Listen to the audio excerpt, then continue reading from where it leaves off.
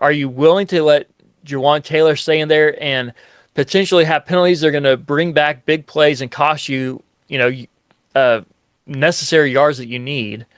Yeah. Or would you rather have more in there who might give up a little bit more pressure, but it's not going to have the penalties? There's no way he can give up more pressure than Jawaan Taylor. Yeah, well, they're helping Jawaan Taylor about every snap. So,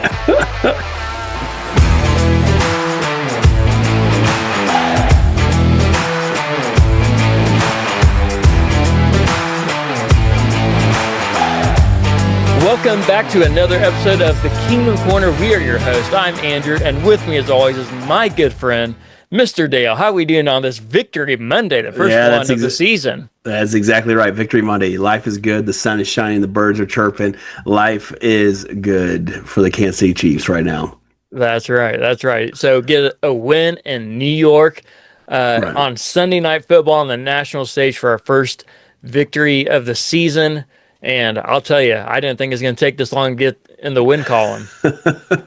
Hey, we'll take it. A win's a win. I think you always say on this podcast, like winning in the NFL is hard, no matter who it is. Oh, Whether yeah. you're the Cleveland Browns or either the New York Giants who are 0-2. I mean, the Chiefs were 0-2. Yeah. It is hard to get a win in the NFL, so we'll take anything we can get. Yeah, the wins in the NFL, man, honestly, they are so Yeah. close. And the reason is because all of these games come down to a handful of plays, as we've said before. Yeah. I mean, winning and losing is such a slim margin. To be a great team or a historically awful team is still a slim margin.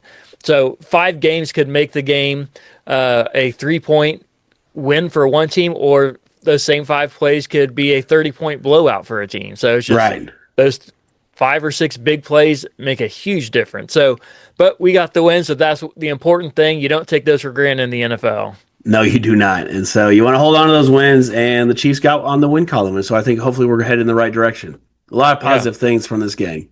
Yeah, yeah. So, well, let's start with some of those positives. Now, what was the big takeaway that you thought was the best thing coming out of that game? Our defense is back. Yes. I think that's probably the big takeaway. Our corners are going to be just fine. They're young. They're going to make mistakes, I think, throughout the season. But I think overall, they're good corners and they're good safeties. And I think them showing up and shutting down Malik Neighbors was huge. I mean, because you let that guy beat you. The big play, especially, is what Russell Wilson's known for and wants to go for. Yep. And so, like, to shut him down all game was pretty impressive. And so Spags had a plan. Spag hasn't lost his fastball. And it just shows you, like, the 2 teams we've played before were really good. And they have really good quarterbacks. And my goodness, and we're one possession away from winning those games. One ball bouncing our way, and we could have won. We could be 3-0 right now, hypothetically. But we're 1-2, and we're going to keep going.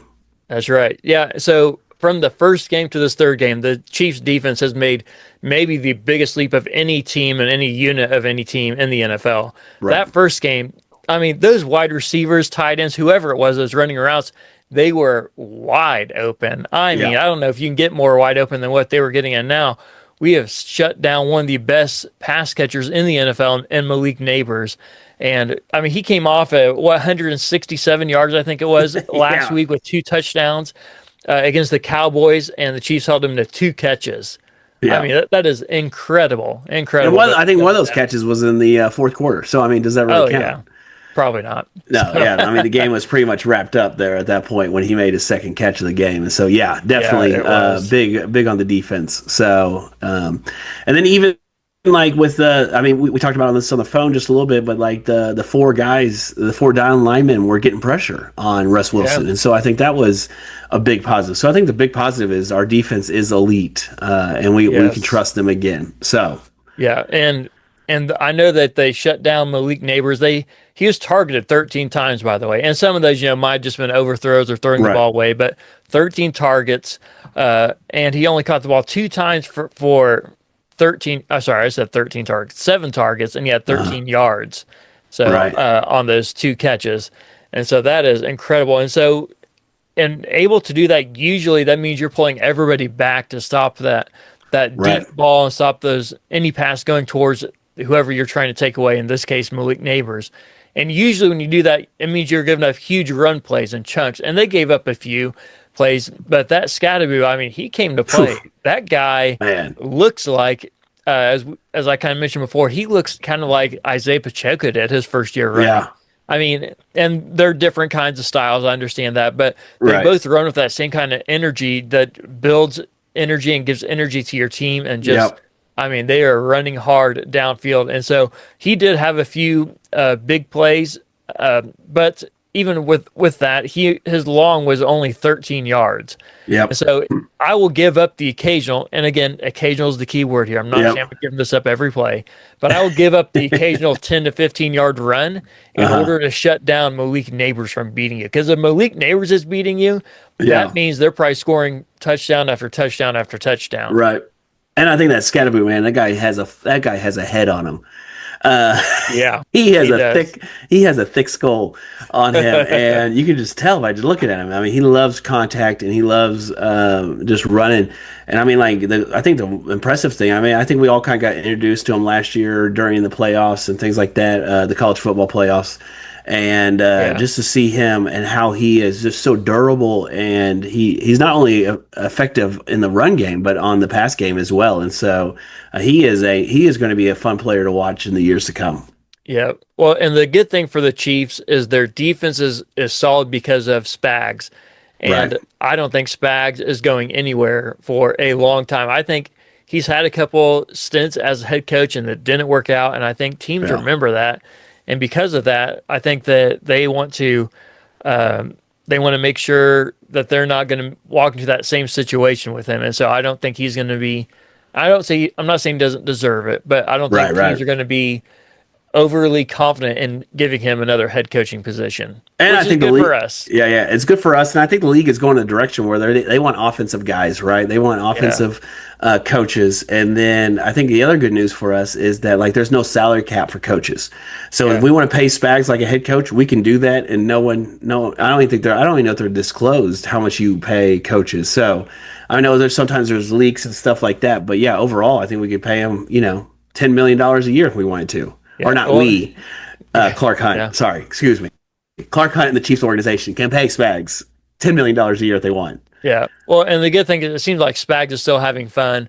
He's Yeah. enjoying his time in Kansas City, so we love that for him too. Glad he's a part of us. As this podcast, or at least one of us, has always said, we're glad he's a part of our team. So, one I of may us have been might have ready to downed give him a on. few I may have been times. ready to give on Spags earlier this year. Yeah, I can believe it. So, Yeah. So, but no, he is. And Spags, we trust. He gets it figured out, and he is he's a Hall of Famer, Hall of Fame defensive coordinator for sure. yeah. So, yeah, and they shut down Russell Wilson. And you mentioned that they're able to get a little bit of pressure with four, which is fantastic. That's what we want Right. to see more of. We don't want to take too much away from that, though, going Right. forward, because we also know that Russell Wilson holds on to the ball as long as anybody in Yeah. the NFL. Yeah. Yeah. Yeah. And so most quarterbacks are not going to be standing back there for as long as he was. So, yes, I'm glad we got pressure with four and kind of got him a little bit out of his rhythm a few times. But let's not just think that because we did against Russell Wilson, a guy who holds on the ball, this can also translate to the next couple weeks either. Right. Right. So yeah, we'll see. We have a not to look too far ahead, but we got Lamar Jackson coming to town. That's right. So That's right. So, he's a very different style quarterback than Russ Wilson.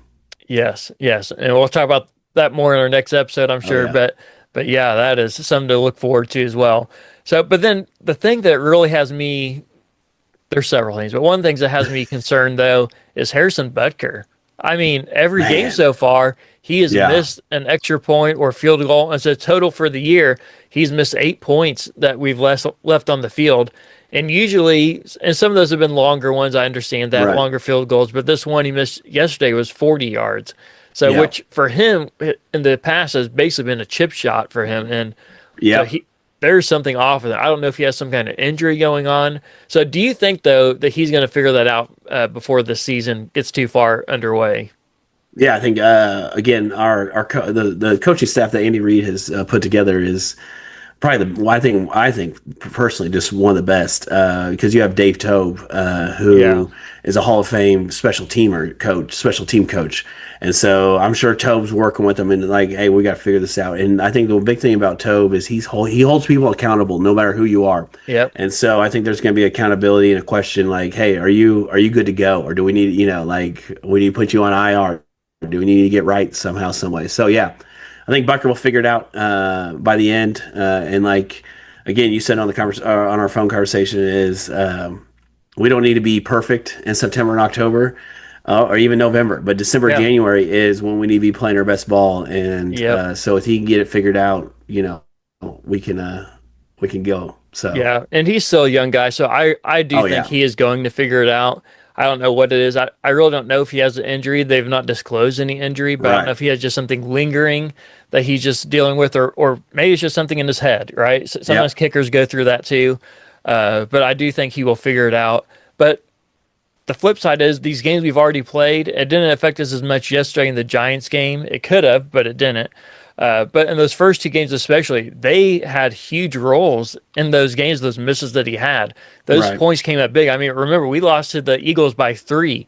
He missed a field goal in that game, right? right, And so, I mean, there's yeah, 3 right there. I mean, and then in the Chargers game, right, he missed some points there too that missed an extra point that caused us to try to go for 2 later on, and then all of a sudden we got down by more than we yeah, were going to be, and it turned into a 2 possession game, which would have been a 1 possession game. So it right, changes. So all of these things, these little things, as we talked about earlier, those 5 or 6 plays play huge roles for the rest of the game oh and yeah, impact them. And so I do think he'll figure out. But and I say all that to say we need him to figure it out because as we play these next few weeks, we have yeah, the Ravens, the Jaguars, the Lions coming up, and a division opponent against the Raiders, and a lot of other really good teams coming up too. Those 3 points or 1 point or however many it yeah. is going to play a huge role because these games are going to come down to 1 possession most likely. Right. And I think like sometimes we don't think about it often, or at least I don't think about it often. Is like it's all phases of the game. So your Yeah, punts, your punt coverage, all of it is kick, field goals, extra points. All of it is important to make sure that the offense and the defense can win the game. So everyone has to be playing at a high level, a complete game. So the good news is for the Chiefs, we haven't seen a complete game put together. I don't think that was the best. I don't think that's the best our offense can do, and I know that's not the best our special teams can do. So again, I think you give credit to the defense for winning this game and keeping us in it. So yeah. Well, and speaking of special teams, we have to give a shout out to Matt Ariza, our punter, right? oh yeah, That guy, I mean, I don't want to see our punter. I'd rather not because that means we're scoring touchdowns and getting points on the board. But yeah, that guy is a game changer. That guy has one of the biggest legs I've seen in an NFL punter. I mean, he yeah. is consistently punting it in the air 60 yards or more. I I mean, know. that's just, I mean, It's usually, incredible. And then it doesn't it even look used to like he be if does a you got, full. yeah, it used to be if you got 50 yards, you were one of the best. And this guy is getting it 60 Yeah. plus. It's just, It it's doesn't even look like he does fantastic. a full extension on the leg. It's like half. Yeah.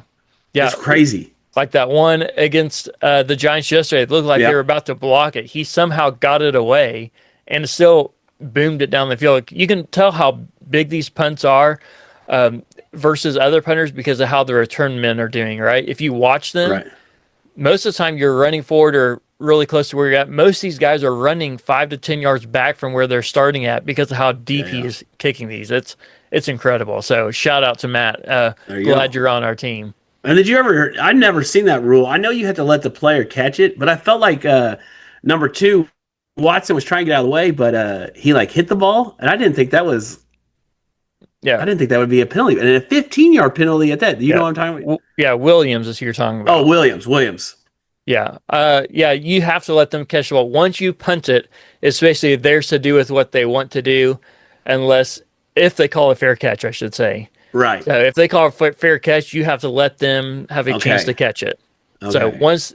if they don't call a fair catch, however, or they run away from it or whatever, then you're allowed to catch it. But Okay. once they call a fair catch and are in the attempt to try to catch that, you Right. have to allow them to do so. But 15 yards, that seems a little steep to me, don't you think? Yeah. Well, that is in I guess if play it's for not, then 15 more because, people would do it. I guess. Yeah. well, and not only that, they don't want you to go down there and just blow the guy up before he catches the ball when he calls a Sure. fair Sure. Sure. catch. So Yeah. that's why that it's basically the same rule for any interference, but they Sure. cover it in case you come and just blow the guy up after he throws his hand up in the air. Yeah. So, but yeah, let's talk about this offense too. So here's the big question, All right. or at least a question. Okay, Question. this is a two-part question. The big Okay. question is coming. I So love first two off, part questions. first part of the question: how do you think this offense is performing? Do you think they are moving the ball as well as they should, or are they struggling like they have been in the first few weeks? I know we got to win by 2 possessions, but did that relieve any of your thoughts about how the offense is doing this year? So I'm going to be honest with you. All right. That's what I want you to I do. feel like I should. I am not worried about the offense whatsoever. I think when we get Rasheed Rice and Xavier Worthy back, I think we're going to be fine. I mean, you got to remember that like Thornton and Juju were probably like 4, 5, maybe 6 on the depth chart of like reps, and so they're good players. But I mean, I just don't think. And then Hollywood Brown was hurt most of the training camp again, and so I just think like, yeah, I think our offense is going to look totally different here in 3 weeks or maybe 4 weeks, 4 weeks when Rasheed Rice comes back.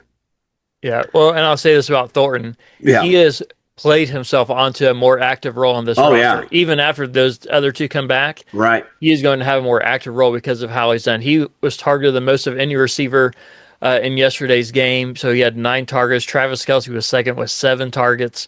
And so Mahomes is showing that he trusts Thornton to, if nothing else, at least not let that ball come down in harm's Yeah. way. And we're throwing the ball downfield again, man. Isn't that Love it. exciting? I love it. Hey, I've been Yeah. calling for this for a while. Both of us probably have been, but we've even been saying that, hey, to Yeah. throw it right at the line of scrimmage is not going to win you big Right. games. No. So, No. and that's what I've been chirping about for both of us, been chirping about for a while now. So to see them moving it down the field is fantastic. And I'm not Yeah. saying they always have to throw 50 yards, but they No. should be throwing it, the 7 to 15 yard range is open too. Yeah. I consider that downfield. So as Yeah. long as you're moving in that direction and not horizontally, I'll give you the benefit of the doubt. But Even here's what yeah. it brings to my second part of this question. Okay. Though. Second part. Is the coaching to blame for the insufficiencies of the offense? Because whether you think that they're non-trouble or not, you have to admit there's at least Yeah. some Yeah. insufficiencies in our offense compared to where we thought they were going to be. Okay, I'll answer your question with a question. How about All that? right. All right. Have you noticed? It doesn't seem like we're as or not we, Andy Reid and Matt Nagy are as creative as where they once were. I would agree with that. And so I think But that's like part of it. Like, where like, are you just like trying to just run a normal offense instead of like the creativity where you had I mean, and I know you can't do it every game, but like the underhand, scoop play where it's like Travis Kelce right behind the center, now and then you like toss it underhand, and all of a sudden he's popping out for 10, 15 yards, and it's like, where's the creativity in this offense? they did have one great creative play yesterday that Thornton and Mahomes just didn't connect on, where they Right. Yeah. faked Yeah. the screen out there, and then Thornton was open for it. Oh And, yeah. and Mahomes, and I'm not blaming only Mahomes, is both of their faults, but Mahomes needs to give him a better ball, and Thornton needs to go after it a little bit more. And he's look. I'm coming to you. Right. Yeah, You need yeah. to make sure you're Thornton aware. was not ready for that when the ball was Right. thrown, and when he turned around and saw it coming, it looked like he was surprised to see it. Yeah.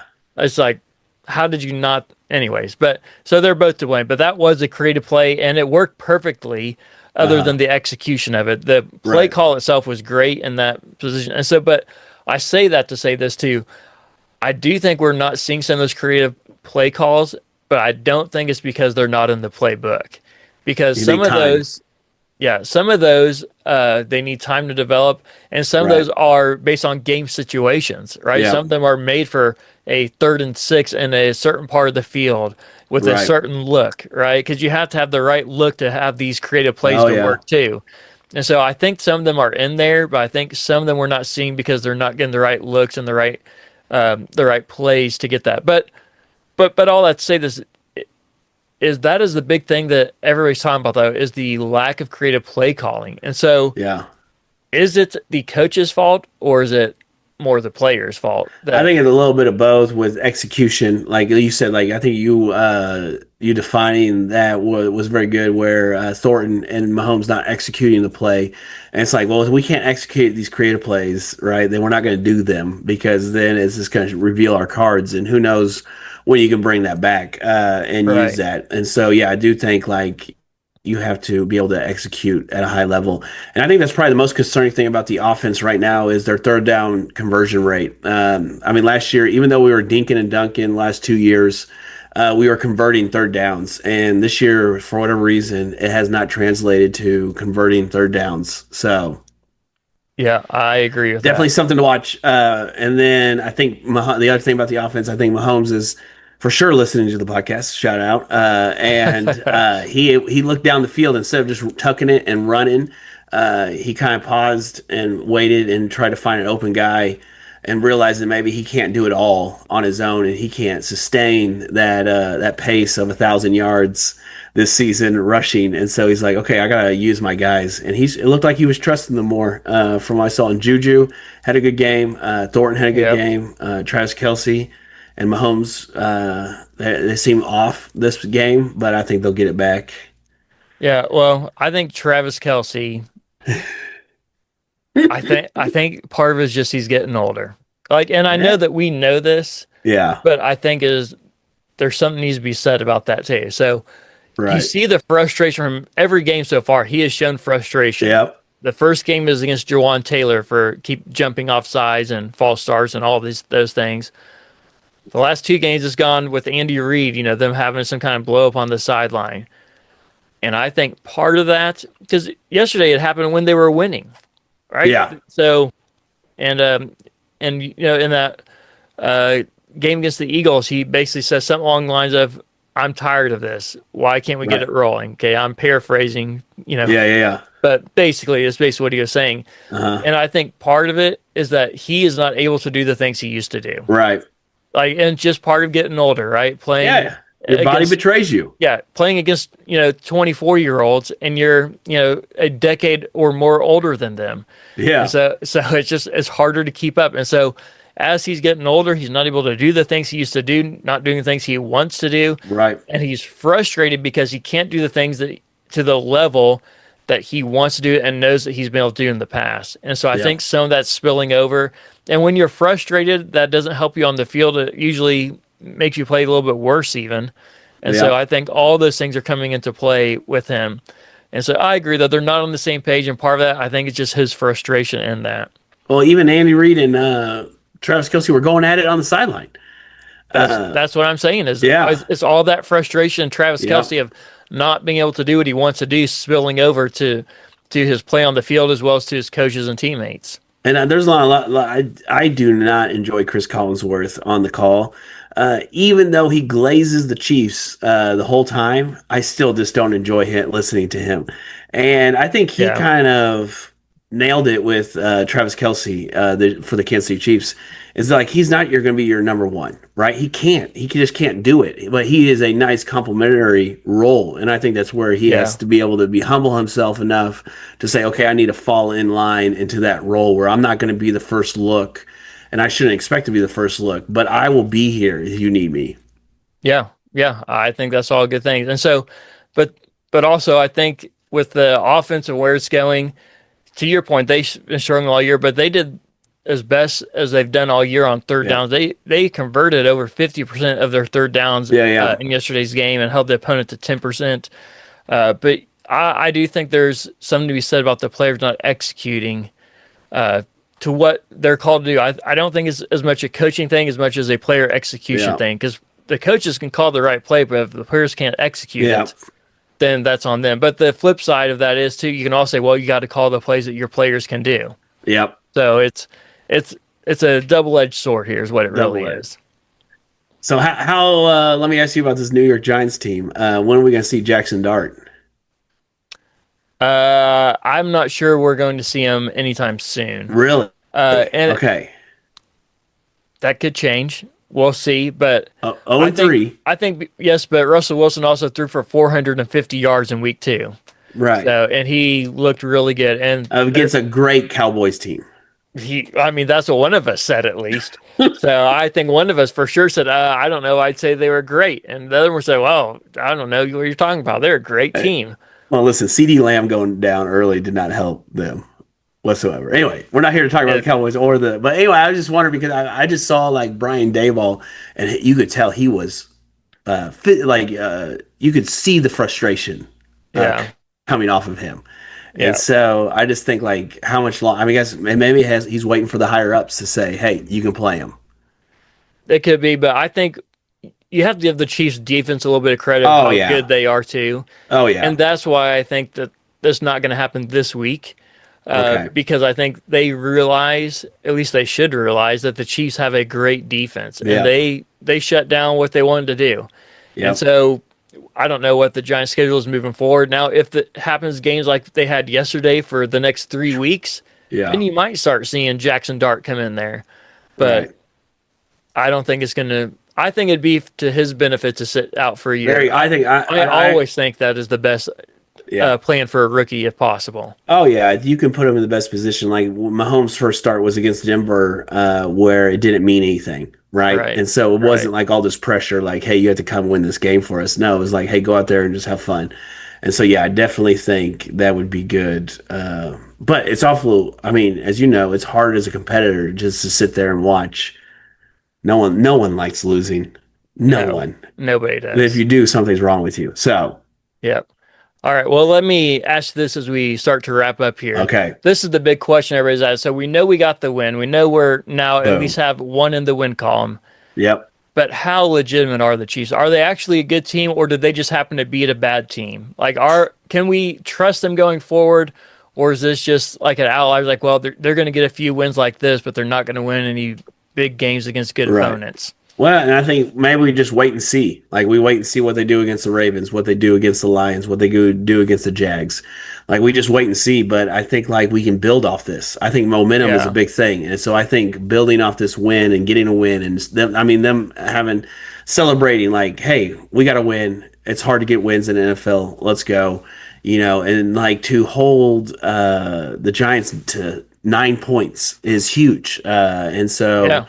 That's a big win, I think, and like defense having confidence that like, hey, if we can stop Malik Neighbors and Russ Wilson, we can stop anybody in this league, and so let's just go out there and do it. Yeah, hey, I agree with most of that too. So I think the Chiefs are going to be a team to watch out for. I think the Chiefs, I know we just mentioned this several times already, but they're just a few plays away from being a great team again. Oh yeah, they were close to being the Eagles. They were close to being the Chargers. Yep. It would not surprise me at all if the Chiefs go out and beat the Ravens in convincing fashion this next week. Oh yeah, would not surprise me. And so I think they're close. I think the thing that helps them the most is they got the win, so they're now a team with a win in the win column. But you could tell that none of them were overly excited about that win. Right. You could tell watching their body language, they're glad to win. They did not think they played well. And that is a great place to be for a team who wins but is still hungry for more. Right. Yeah, so. And I think that's exactly right. They know that winning in the third week in September is not the goal, right? Yeah. So it's winning that game in February. Yep. All right. Well, last question for you before we wrap this up. So we know that Jawaan Taylor struggled with penalties and all these other things. We also know that the Chiefs signed a tackle this offseason in Jalen Moore. Right. And they paid him, I think, $15 million a year for 2 years, I think is what his salary is. And so they're not just paying him chump change. They're not paying him top of the league, but they're not paying him nothing either. Yeah. So, and the Chiefs coaching staff must obviously think that Jawaan Taylor is better than Moore, or else Moore would be in there playing. Right. So here's the question. What is the cutoff, or what is the part you're willing to give up more? Are you willing to let Jawaan Taylor stay in there and potentially have penalties that are going to bring back big plays and cost you, necessary yards that you need? Yeah. Or would you rather have more in there who might give up a little bit more pressure, but it's not going to have the penalties? There's no way he can give up more pressure than Jawaan Taylor. Yeah, well, they're helping Jawaan Taylor about every snap, so. I would like to see this a shakeup. I would love to see a shakeup and just say, hey, you're not starting this week. We're gonna see what Moore's got, and if you better pray he doesn't have a lot in the tank because we're going to go with him. And I think, and again, no competitor I know wants to sit on the sideline. They want to play. So I think Jalen Moore would take advantage of the opportunity, and who knows what you would get. Because either way, you're paying someone, they're sitting on the sideline, right? So whether it's Moore or whether it's Taylor, you're paying them to sit. And so I know we want depth. I know we want to be able to have that. And so it's like, Simmons does get hurt or something, you would move Taylor back in and put Moore on the left, So, yeah, I wonder if it was a harder – because I don't know about Moore. I don't know his whole career, but I don't know how much of the right tackle he's played, right? And I know it's a little different footwork that you would have to do, but I feel like he's an athlete. He could figure it out, so – yeah, well, he hasn't had much experience at either position. Right. More at left tackle than anything when he filled in for Trent Williams being injured of the 49ers, but – he is, for the most part, been a backup. But here's what I would do. I would, if they don't make the decision this week to start Moore instead of Taylor, I would be going to Taylor and say, I just want you to know this is what's happening.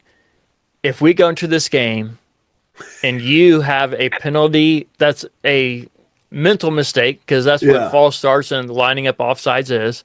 They're mental mistakes. If you have one of those, the very next series, you're coming out, and Moore's going in, and we're going to see what he's going to do. Yeah. And I'm not going to say about the next play, because you don't want somebody coming in who's not warmed up and ready for a big third down, right? For their first snap of the game. So but I'd be saying if you make that mistake the next series, you're coming out, he's going in, we're going to see what he's got. Yeah. Because we've got to do something, because this is not working. So that's my take, at least, and we'll see what happens. I doubt they'll listen to my to my opinion on this, but they should be listening to this podcast to get these great insights. I know that. So everybody should be listening to this podcast. That's right. So share it, comment, like it, subscribe, do it all. Help us out. So that'd be fantastic. Absolutely. Hey, and you're going to keep listening to this, because in our next episode we're going to be sharing how to get a Kingdom Corner t-shirt or hoodie for an incredibly low price. That's going to be for listeners only.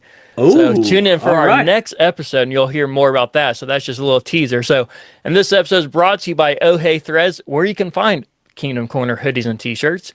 And you can find them online at ohheythreads.com. Get yourself a super soft t-shirt or hoodie. We'll see you next time right here in the Kingdom Corner.